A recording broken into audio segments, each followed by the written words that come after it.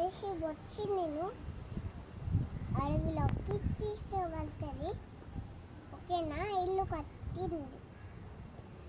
మీ ఇల్లు కట్టింది అమ్మ. ఓకేనా? నువ్వు ఇల్లుకి పో. ఓకేనా? బయటనే ఉండొద్దు, వర్షం వస్తుంది. నేను షట్టర్ పట్టుకున్నా, షట్టరు